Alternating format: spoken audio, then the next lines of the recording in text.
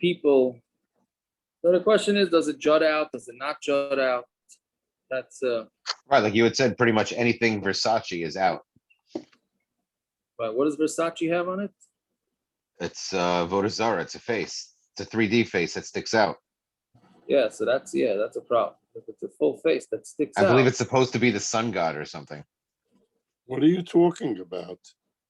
The Versace symbol is a face. It's a like if you get a Versace belt, it's a 3D face that sticks out. Okay. That's not. It's only for the rich people that know for these things like Jesse. Not Or the ones that shop at Marshall's and get the knockoffs for $5. Oh, there you go. I hear you. How about a Dodge Ram? No, it's only humans, and a Dodge Ram Human is a malach. It's supposed to be considered a malach. Yeah, it's supposed to be a ram. No, it's only a problem of humans or malachim. It's not a problem of animals. Anyways, okay, so let's see. Now we can start. Yes, and the bottom line on Nun Dalar Mabes. So Natalas Adam and Mishum and Maraspa. So look, what happens is the Kohen Gadol, after he shefts it, so he catches the blood, and then he gives it over to another Kohen, so he can mix it so that it doesn't congeal. And then he goes and he takes it back, and then he starts sprinkling. So we get into a lot of piyukim from psukim, because the psukim don't spell out how many times he has to. I mean, it doesn't say it beferish how many times he has to spray the blood towards the Kaddish HaKadoshim and the Paroiches. The some it says by Seir, some it says by Par, and with the Gemara is going to go mixing them all together to figure out exactly how to do it. So anyway, so first thing it says, he did it like kematzlif. My kematzlif. What's a matzlif? Which you remember Rashi says in the Mishnah, he doesn't know what the taich of matzlif. He doesn't know what the origin of the word matzlif was. But my kematzlif. So Machvi, Rav Yehuda showed, now we're on Tamid Aleph, Kim and God don't know. Like somebody who, so like Rashi says, somebody who gives makas. So what you do is you start from the top of the person's back and you slowly work your way down. So that's the same thing. The Kohen Gadol sprinkled the blood at the top and then slowly sprinkled them lower. Ultimately, there was eight different sprinklings. Right, so that's what it is. So now the Gemara is going to talk about exactly how the Kohen Gadol does the sprinkling. So Tana kashu maza, ain't maza ala kapayros. When he's sprinkling the blood, the blood doesn't actually go on the kapayros, right? Ela keneged uvyashal kapayros. It's opposite the thickness of the kapayros, right? Right. So meaning it falls on the floor. It doesn't actually go on the kapayros, right? Because and when he puts it to the top, so he puts his hands this way with the palm facing up, right? Ukashumaza lamata, and when he's sprinkling down, so matzad yada lamala. So then he turns the back of his hand. Right? How's it go? Right. He turns the back of his hand up and sprinkles down. You know, how do you know that's the way to do it? Yeah.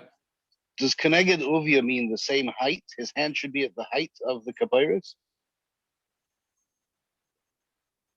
I thought it meant I thought it just meant through on the side. What do you mean on the side? On the side of the kapayros. You should aim it towards the side of the kapayros? Yeah. But I wasn't clear exactly why it said at Uvi. Why don't you just say Keneged the kapayros? Right? Either way, that's lower than his hand. So what's wrong with that? Because he's saying it's got How to does go he do it with low. palm up? How do you aim it palm up? Maybe go like this. No? Yeah, but that's way higher than the kapayros. Depends how high he puts his hand. The kapayros is an arm and a half off the ground. Yeah, no. That's about 2 feet. However high he puts his hand is way higher. Maybe he bends down. Is that mutter? I don't know. I don't know either. I mean, he's bent down in order to put the ketairis on top of the coals, right? Right. So maybe. I don't know.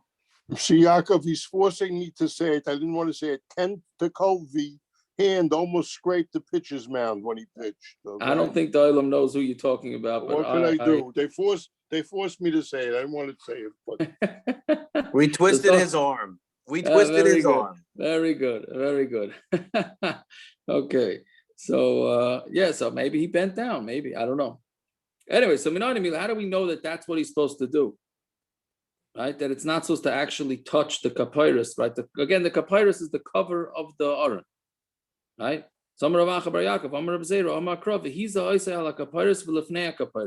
He sprinkles it on the kapyrus and in front of the kapyrus. So it didn't need to say it by the seir, right? Because there was no reason to say it. Why? The Gemara mimata the par, because you learn it out from when he puts it on by the par. Again, there's two sets of psukim. There's psukim, again, we should take out a chumash and go through the psukim. It would make things a lot easier. Right? But if you have the psukim on the side of your Gemara, right? But that's I'll read the pasuk just for clarity. It says, "V'shochat es seir hachatos asher la'am." Right, he shechs the seir hachatos from v'hevi as damai el mibeis la paroiches. Right, he brings it to the paroiches. V'asa as damai kasher asa ladam hapar. He does the blood with the seir, the same thing that he does with the dam hapar. V'hiza oisai ala kaparis v'lefnei kaparis, and he sprinkles it on the kaparis and the lefnei. So we say that he's doing the same thing as the par. Right, and then the next pasuk. Well, actually, this is the pasuk before. It says, "V'lokach midam par viza be'etzvoi al pnei kaparis kedma v'lefnei kaparis yaza sheva pa'amim min hadam be'etzvoi."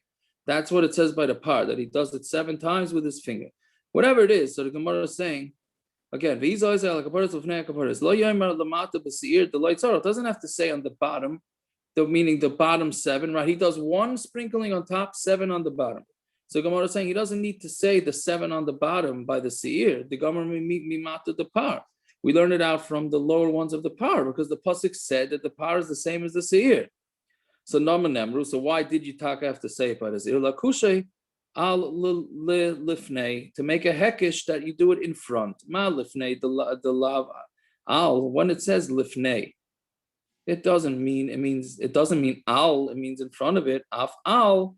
The lav al. So then even when it says the word al, it doesn't mean on. It just means in front. Right? Because one pasuk says al, one says lifnei. So we're saying no, the lifnei with the al, we learn off from the lifnei. So Gemara says adarava. Lo yomer lamala b'par lo tzarich. Why don't you say the other way around? Don't say that you need to sprinkle on the top by a par, because you don't need it. Why? The Gemara mila the seir, because you learn it out from the mila seir. Lama nemra. Why does it say it? Lakusha lifnei. La'al, to be mehekish of lefnei to al, ma'al, al mamish. Maybe it means that al means on top of the kaparis mamish, af lefnei al mamish. So too, even when it says lefnei, which means it's in front of it, that should also mean al mamish. That's this whole Amud is going to be back and forth like this. I've had a darshan the psukim to have which way to compare seir to par to seir. Tomorrow says, "Hi ma, you can't do that because what were you going to say?" If you're going to say that you're going to learn out the bottom sprinklings of the seir to make a hekish, right? So then lamala the par, look at the Torah of Rabbi Elazar ben Yaakov. You're going to need that the upper sprinkling. You're going to need it like for Rabbi Elazar ben Yaakov says the Torah of Rabbi Elazar ben Yaakov. Apnei kaparis kedma. You put it on top of the ketaris towards the east. Zeb bana av, and it's a bana av, which means that we're going to learn out from there that kom up yishanar pnei einay ela kodim. When it says pnei, it means to the east.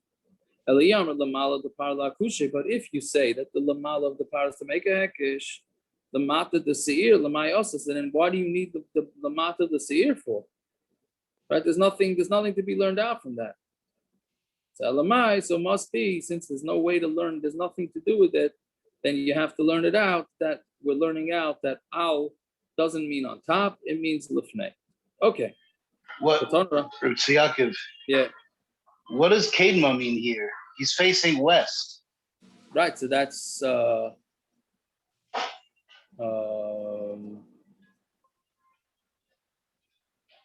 Yeah, so that that's what the pasuk says, right? Yeah, but does that mean he goes around to the other side of the Aron to face east? So does it mean that does it mean he's to the east, or it means that he's got a, right?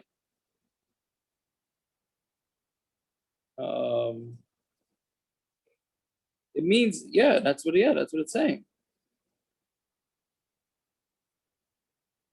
Yeah, it's only problem from the east.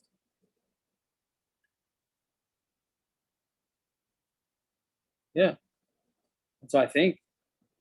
I mean, usually Kedma means to the east. This means from Right. the east. True. Yeah. I don't know. And when it gets into drushes, I'm not even sure. This is the harder drush. The next drush is, I think, easier. But let's see. So Tana Rabban. These always say la kapiras lefnei kapiras. Right. So the pasuk says that you sprinkle it in front of the kapiras, right? I'm saying on the kapiras and in front of the kapiras. Right. That's what the pasuk says. Lamadnu. So we learn out kama lamayla b'seir achas. How many do you learn out by the seir on the top? That's one. Right, because it says oisoi. Oisoi is a lashon yachid. Right, so you sprinkle it on the kapiras once. The mata b'seir any a day kama, but it doesn't say how many times the goat blood should be sprinkled. Right, so already done. So we're gonna make a din. We're gonna try and learn it out. Nemru damim l'mata b'par. It says blood plural on the bottom, meaning the bottom 7 sprinklings. It says that by the par, and it says the blood on the bottom by seir. Just like on the bottom, it means 7, right? Because the pasuk says that beferish by the par, that he sprinkles it on the bottom 7 times. So we learn out 7 by the seir too. That's one way to learn it. So there we're learning out the goat from the par. The par says you sprinkle it 7 times on the bottom. So therefore I know by the seir you also sprinkle it 7 times. Again, just to try and make it clear. By the seir, it says you sprinkle it once on the top. By the par, it doesn't say that. By the seir, I'm sorry. By the seir, it says you sprinkle once on the top. It doesn't say how many times you sprinkle on the bottom. By the par, it doesn't say how many times you sprinkle on the top, but it does say 7 times on the bottom. So again, you have seir that tells you what to do on the top, not on the bottom. You have the par that tells you what to do on the bottom, not on the top. So the question is, are we going to cross-reference all these things to learn everything out?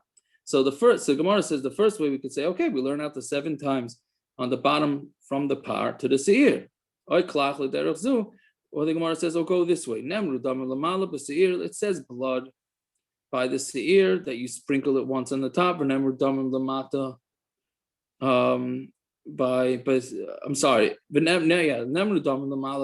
says blood plural.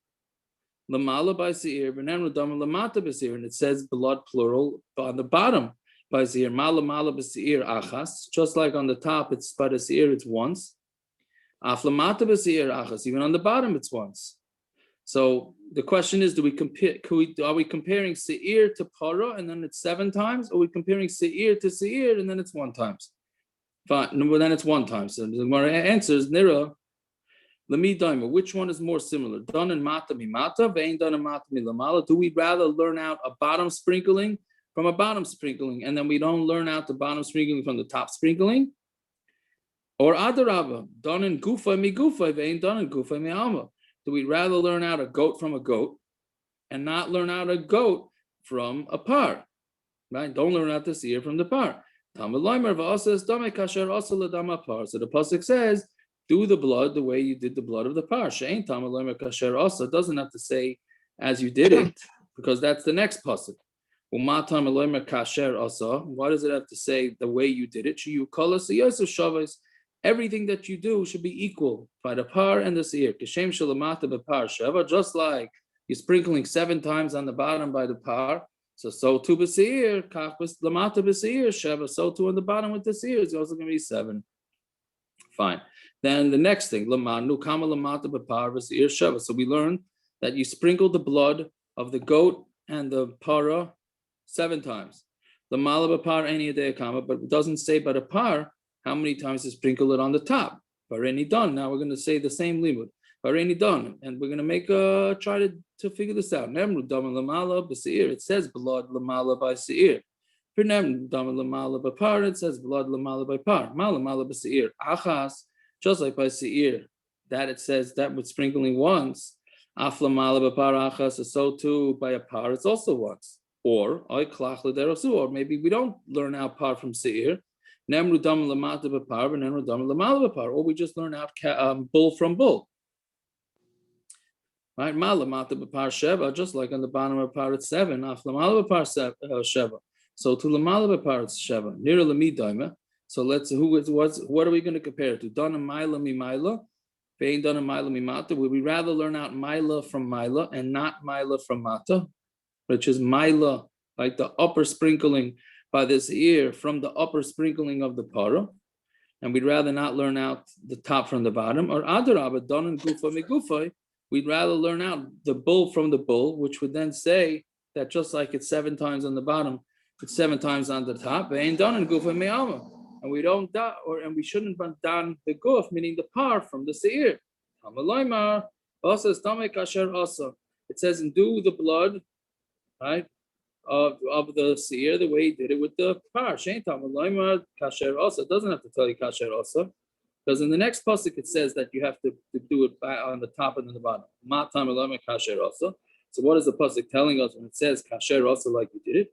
You call asiyas of shavas, that all the asiyas, whatever sprinkling you're doing, should be equal. Just like you sprinkle the blood of the par on the bottom 7 times, so to on the bottom by the seer you sprinkle it 7 times.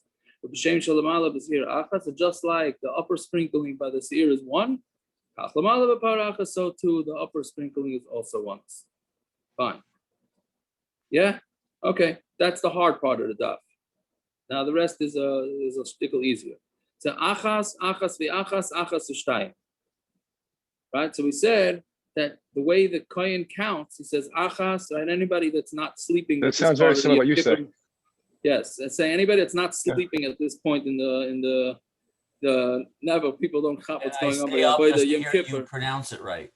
Yes, achas, right? It really should be achas, not achas, right? Anyways, so the Kohen Gadol, he says achas and then achas v'achas I mean he's sprinkling it 8 times. He but says it or he sprinkles it. He doesn't say it. Yeah, he says it. Why would he say it? So that he doesn't get confused. That's mamash what this Gemara is going to be about. He can't use his fingers to count. He can't use his fingers to count because he's sprinkling. No, I just thought that it says what he does. I didn't know that he actually says it. Yeah, that's what we're going to learn right now. Pay attention in case you're the Kohen Gadol. Yeah. David maybe, but they're barefoot, so he could use his toes. Right? You're correct. I guess so. Right. So anyway, so he has to count. The question is how to count. So Tana Rabbanan. Yeah. Achas v'achas, achas v'shtayim, achas v'shalosh, achas v'arba, achas v'chamesh, achas v'sheish, achas v'sheva, divrei Rebbe Meir.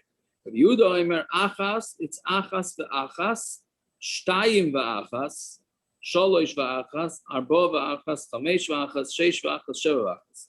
Right. So the question is which number comes first, the bigger number or the smaller number, right?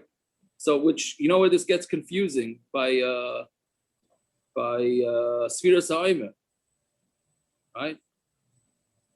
Because in modern Hebrew we go with the modern Hebrew it's let's say 25 is Esrim v'chamesh, right? That's how you say it. But in Torah Hebrew it's Chamesh v'Esrim Yoim. So those that speak Hebrew have to remember that they have to count it the correct way, the Sfira. So it's Machlokes say the same thing. So you say achas v'achas, or is it shtayim v'achas, shalosh v'achas, or that way? V'loi pligin, there's no Machlokes. Marki Asrei or Marki Asrei, each one is based on their towns. How did they count by their towns? If the town counted the big number first, and then that's what you do first. If your town counted Then if you count the other way, then you do the other way, which is not, again, I thought maybe this means that depending on which town the Kohen Gadol comes from, it doesn't sound like that from Rashi. Just their machlokes is, they, in their town, they just described it the way their town said it, which is very interesting, because that means they're reflecting that they think that the Beis HaMikdash counted according to the way their town counted. Who says? Right? Who says that they would say it like that? Right? Unless the That's what Gemara means happens. that. That's what happens when you say B'nai Brak Yira Torah and you don't say Yerushalayim Yira Torah. That's what happens. Oh yeah. You didn't say Lakewood. You didn't say Lakewood. I purposely didn't say Okay. it tonight. Purposely. Okay. Because in Bnei Brak they're sleeping now, so you get away with it. Yeah. Yes, 3 Einiglich, Lakewood. That's why there's There you go. Okay. Why, Gershon, what's the problem? Unless the Gemara is trying to say, or the Mishnah is essentially trying to say, four. that it doesn't matter how you count. However, the Kohen Gadol counted. I mean, it's not So ma'akiv. Mamela, right? It's not ma'akiv. I'm just or- saying, but it's or- interesting that Or maybe it is Rameh- ma'akiv, but it's ma'akiv the way you count. That's the way you count. you mean so Rameh and Reb Yehuda didn't really mean it dafka. They were just saying the way you counted is the way their town, the Right, way they right, were right, describing it. So I think every they should Kohen say. Gadol could do it differently. Yeah, Yeah.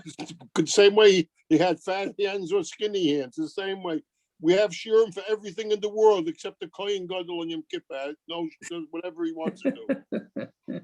Yeah. Yeah. But Ma'aseh Aaron, it's becoming more and more like that. Maybe there's something about that. Maybe it's bedafka. I mean, it has to be bedafka, but there has to be some Torah there. I'm So Aaron knew, come up with some Torah. All right. Maybe by the time we finish the Shas through this round, we'll have some Torah. Granted, I saw today, there's a Mishnah in Menachos that has a machlokes about exactly, Mamish reminded me of us when we learned, because one says, the Mishnah, near the end of Menachos, it says, the Mishnah They says, brought a baseball analogy? Close, Okay. close, but no, it said there that one mandomer in the Mishnah said, "Oh, it's how many Yisrainim do you mix? How whatever was an amount?" And the other Tana says, "What's the big deal? One more, one less. What does it count?" So he answered him back, "What do you mean? It's 40 sada toivel in the mikvah. One little bit less doesn't go. That's the way we deal with it." But a Tana asked him, "Well, who cares? So it's not such a crazy question. It's not so yeah." Anyways, so that's what it is. There's no machlokes. Each one was describing it the way their town counted. Okay, so the Gemara says the Kulyam Amiyas Hazar Rishon Tzricha Minyan Im Kol Achas V'Achas, which is really a chiddush, right? Because basically what the Kohen is doing, he's sprinkling 1 on the top, 7 on the bottom, but he has to count the 1 on the top 8 times, right? He sprinkles it once, then he says, "I'm sprinkling once, twice, once 3 times." Why does he keep repeating that first one for, right? Why is that necessary? Right? The everybody holds you need to count that one many times. My timer. What's the reason? So interesting machlokes. He just shouldn't make a mistake with the hazah. He might get mixed up. Right? Which Rashi is an interesting Rashi. What's going to get him mixed up?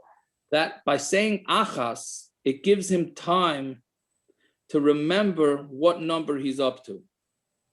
By saying achas, then he says achas ve'achas. Then when he says the next achas, he has a time to settle his mind. 2 times. Then he says achas 3 times. Achas 4. He has time to settle his mind that he could count. He's not counting so fast.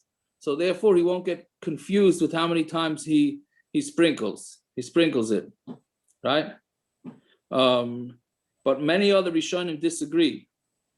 Right? With the Rashi.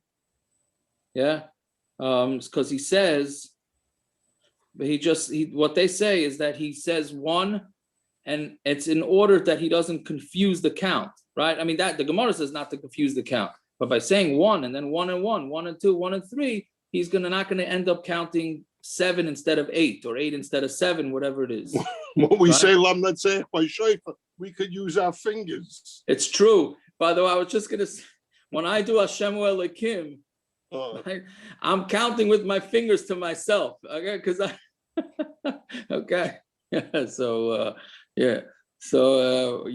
But that's I don't think I ever said Lam Natseach 7 times. I think I get it at least 12 because I finish and I'd say, I can't believe I finished. Everybody else is still saying I miscounted. So I do it again. And Noilam's still going. So I do it again. And then anyway, fine. So Rabbi Eliezer says it's the reason that he's doing, you shouldn't make a mistake. Rabbi Yochanan Omar Krov Lefnei HaKaporos Yazeh. He has to sprinkle in front of the kaparas. Shein Tamaloy Mer Yazeh, because he doesn't have to tell you Yazeh, because we already know that it says it. Ma Tamaloy Mer Yazeh Limit Al Azor Rishoyna Shetricha Minyan in Kol Achas VaAchas. So he learns out the way Rabbi Yochanan is learning is that you need to count 7. You need to count that first sprinkling along with all the other ones, right? And it's ma'akev. My benai, what's the difference? Let's say he didn't count achas, shtayim, and he didn't make a mistake. So according to Rebbe Eliezer, if you didn't make a mistake, you're fine. We're telling him to count 1, to count that 1 each time on the bottom, so he doesn't get confused. If he didn't do it and he didn't get confused, he's fine, according to Rebbe Eliezer. But according to Rabbi Yochanan, is a specific mitzvah to count achas shtayim. So if he didn't, he's not yotze, even if he didn't mix it up. Right? Yeah, it's an interesting nafkamina between the two. Again, Rebbe Eliezer says it so he doesn't make a mistake. Good, so if he doesn't listen and he doesn't make a mistake, he's fine. But according to Rabbi Yochanan, that is a specific mitzvah to count 1, 1, 1, 1, 2, 1, 3. If he didn't do it, then he's not yotze. Right? Fine. So Yatzav v'nicha al kein hazav shebehechos. Then what does he do? He goes out and he puts it on the golden pillar. Yeah. So Tanan Hasam Rabbi Yehuda Aimer Lo hayu shofros l'kinei chayva v'pnei tarubos. They did not have shofros for kinei chayva, right? So kinim were the birds, and you had they had kinei chayva. So meaning people would just drop their money in.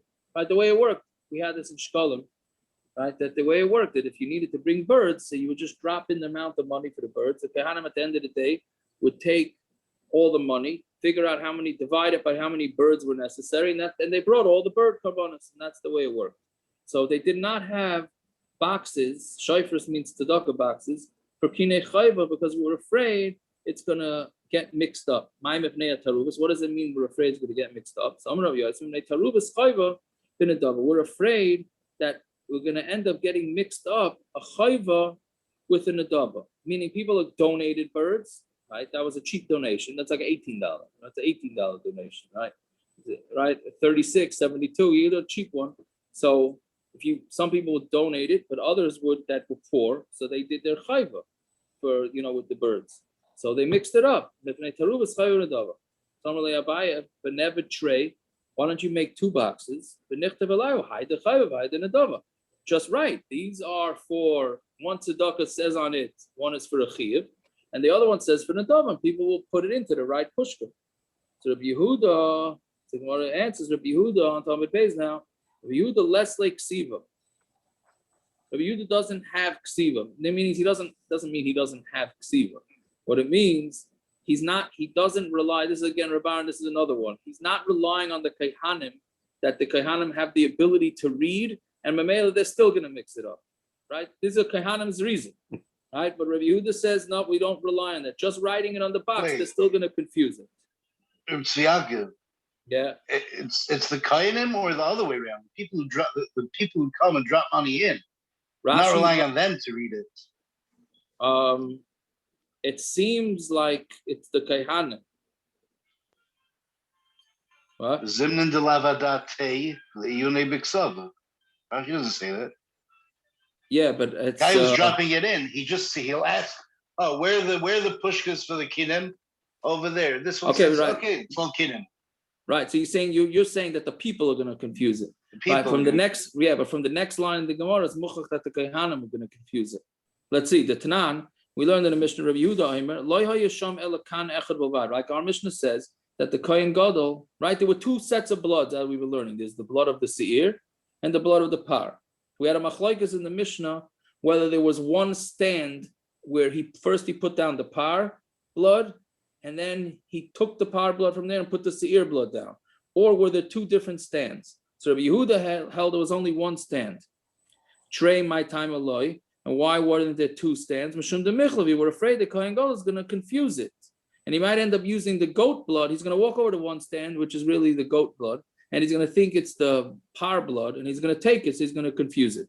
So Gemara says, "Never tray." Why don't they make? So according to Rabbi Yehuda, again, Rabbi Yehuda, if you only have one pillar, it could only hold one bucket of blood. So there's no way for the Kohen to confuse it because he's not going to have both bloods on there. Only have one, so he'll know what's in his hand, and he has to switch it. But if you have two, he's going to get confused. So the Gemara says, okay, so why can't you just take two pillars and write on it in big letters? This is the goat, neon. You could even put neon. This is the goat and this is the par, right? Ella, Rabbi Yehuda Leslie must be. Why isn't that eitzah a good eitzah according to Rabbi Yehuda? Rabbi Yehuda Leslie ksiva. He holds that ksiva is not going to work, right? So he's saying it even for the kaihanim. So I don't know if that's a starker raya to what you're saying, against what you're saying, Gershon. Maybe it's ksiva for everybody. Ksiva, right? Okay, I hear. Right, Ella Rabbi Yehuda Leslie ksiva. Rabbi Yehuda must hold that ksiva is not enough to dissuade people. Which I have a raya. I don't want to make litzonis. But every shul says, please put your svarim away, and nobody puts the svarim away. So it's a raya that ksiva does not work. So I don't know. I would say, nobody puts it away. Many don't put it away, right? They're svarim. So, okay, that's a raya to Rabbi Yehuda. Whatever it is, so we're saying that Rabbi Yehuda holds ksiva doesn't work. So therefore, they also have signs about not talking. True. Yeah, that's true. But that's already a taiva. That's already a taiva. Like, taiva is a taiva, but to not put away the all I know is if you have taiva, we're lazy. All I know is if you have two pushkas and you write down from where it is, everybody knows where they're putting it into. Oh, that's true. Yeah, it's true, Taka. Yeah, I hear that. Yeah, then explain to me one of the shows only if walk they're around two with different places. The exact same one. Good brave. What are you saying? The shulls walk around with two pushkas that go to the exact No, but same people, you're right. Zev's right. Lamaisa, people know which pushka they're putting it into. Except, 1 second. By machzis a shekel, I don't know what's coming or going. Except my Hatzala. By machzis a shekel. 24 hours left. Even that's where we're learning this from machzis a shekel, from shkolim. So maybe it's not a raya, Zev. I don't know. Okay. Truth is, you have to be careful, right? If by machzis a shekel, you put in $1 to this one, take the $1.50 from one, and then you put into another and put the change. Your taka it could be a problem. Yeah, the shaila comes up sometimes that they find money in front of the pushka and they don't know which ones. It's a zeicher, but so what? I'm just saying you could get it confused. Anyways, okay. We're on Amud Beis on Nun Hey Amud Beis, 5 lines from the top. Yeah. Okay. So Meisvei. Shloish Esrei Shofros hayu b'mikdash. There were 13 shofros in the mikdash. Again, shofros here means pushkas, not what we blow. By Yakosav Alei and Tiklin Chadatin, but Tiklin Atikin. It was written on them new shkolim, right? Tiklin in Aramaic, you change the tuf for the shin. Tiklin Chadatin, the Tiklin Atikin, the kinin, and for birds, the goizle oila, and for the young goizle for the oila. The eitzim and for wood, or levina and for the frankincense, izov lekapyrus and gold to make the kalim, b'shishal and adava and 6 for the nadava. Okay, so those are the 13. Tiklin chadatin elu shkalim shel kol shana v'shana. The tiklin chadatin was the shkalim that everybody had to bring every year. Tiklin atikin, the old shkalim mishalei shakal ishtaked yishkal shana abba. So somebody who didn't bring the shekel last year puts it into the shekel box for the next year. Kinin, hein tyrin goizle oila hein b'nei yaina v'kulan oilas. Right. So the kinin are for the tyrin, for the, how do you call it, dogs, and goizle oila are for the b'nei yaina, and they're all considered oilas. Divrei Rabbi Yehuda. That's what Rabbi Yehuda holds. Yeah. So what's the kasha? So you see clearly. So what? You see that they wrote on it. You see that they did right. There's 13 boxes. Each one has its own, right? That's mamash like the matzah, right? There's 13 of them. Each one has it written on it. Rabbi Yehuda is not worried about anybody confusing them. This chiyuvim. And tiklin chadatin, tiklin atikin. That's his run. Mishkalim. He had two kalim, two pushkas for the shkalim. The rest of them fine. He there's a big difference. So that writing you're right on, rely on. But shkal nuchin the shkalim, old shkalim, that he relied on. So it's very similar. It's very similar. Yeah. So ki also Rav Dimi Omar Amri b'Marova Gezeira. So now 1 second. So we slugged up Rabbi Yehuda. So that's it. The Gemara disproves Rabbi Yehuda. And it can't be that Rabbi Yehuda does not rely on writing. So we see from this brisa that it is we do rely on writing. So now Rav Dimi says a different shot. He also Rav Dimi Omar Amri b'Marova Gezeira mishum chataas shemesu ba'aleh. It's a gezeira because maybe it's going to get mixed up with a chataas. Somebody's going to put in money for a chataas, and then, like we learned last week, a chataas whose owner dies, the korban is no good. So maybe the guy's going to put in for a chataas, then he's going to die, and now his korban money got mixed in with all the other korbanos money, and then it's going to be awesome. It's going to make the whole thing awesome. So the Gemara says, are we chayshit that a guy puts in his money that he's going to die? But let's say a guy sends money for a korban chataas from overseas. Makrivim oisa b'cheskashukayim. We don't have to worry that maybe he died in the interim because it takes some time to come from overseas, right? Let's say it takes a month. So it comes from overseas. Maybe the guy died. Maybe we shouldn't bring the korban chataas because maybe he died. So we're not chayshit that he died. So then why should we be chayshit here that a guy that put in money into the pushka for a korban chataas? Why we have to be concerned that he died? So the Gemara changes a little bit the teretz. Elo mishum chataas shemesu b'aleh vaday. No, we're afraid that of the owner for sure died, right? Meaning that that the guy for sure died, but we don't know which money of his got mixed in. We don't know. We have no idea. So maybe it got mixed in. We know the guy died, but we don't know if it got mixed into the pushka or not. So therefore, we're afraid. So therefore, there's no pushkas for the chiyuv for chayva. You have to take care of that privately. So Gemara says, "V'nivrar arba zuzei v'nishti b'maya." So we know that a bird costs 4 zuz.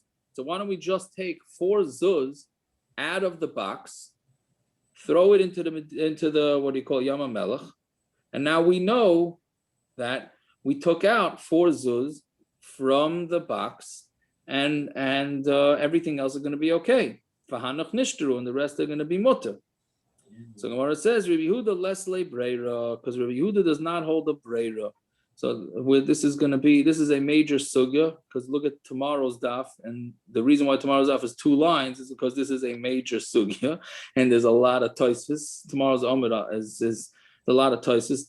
Doesn't mean the Gemara is relatively easy, but breira means like this. Breira literally from the word breira means choice, right? I mean, we had this sugya before too. So breira meaning choice, which is that, do we say that if somebody can choose something now and it will retroactively be considered chosen, right? So meaning, so here, what are they saying? That the guy died, he donated a korban chataas, he died, and his money got mixed in, right? So the Gemara is saying, why don't we just separate his money and throw it to Yama Melech, and then retroactively we'll know which one of these monies belong to this guy. We threw it away, and then everything is fine. So that's the Gemara's kasha. What? Why is it breira? That's breira because in Shemayim or wherever, somebody knows which coins are the ones that belong to him. We don't know which ones, but it will be. Why does that help me with this? No, because once we know that some of these coins belong to somebody and we took them out, therefore that says that retroactively we look at it as if we never put the guy's coins in the first place. Right? That's what breira tells you. Right? Breira tells you that I can choose something later on, and that will retroactively say that it was separated. Yeah. So Mamela, if you do that, if you hold of that, then what you do is take out 4 coins. Those belong to the guy who died, and they're out, even though we don't know which coins it is that he put in. But breira tells us that we don't need to know which one it is. As long as eventually there'll be a separation, which eventually there will be when Eliyahu Hanavi comes, whatever it is, there'll be a separation. So that tells us retroactively that it works. So my answer is Rabbi Yehuda does not hold a breira. He does not hold. I don't want to call it a shtick, but he doesn't hold to that. He holds that you can't do this retroactive separate. You have to know which guy's coins to take out, and since we don't know, then it's a concern, and therefore it's a problem. The whole sugi is in Shabbos. It's Shabbos, a little bit of Erevin. Where else is it in Shas? There's a whole. Mesilas Shas says it all. I mean, it's a Gittin, Bava Kama, Dmai, Sukkah, Erevin, Meila, Chulin. That's enough. Yeah. Right. So I'm saying it's all over Shas, a Shas sugya. So anyway, so tomorrow's daf, as is Hashem, will be about whether he holds of breira or not. Okay. A good nacht, a good vach, a good yar, and tomorrow night I have a dinner in Lakewood, so it should be around 9 o'clock, but I might be a little delayed. However, I'll text it out, maybe a little earlier, maybe a little later. I'll put it out there. Okay. Good vach. Good vach, everyone. Good vach. Good. Hello. Good vach.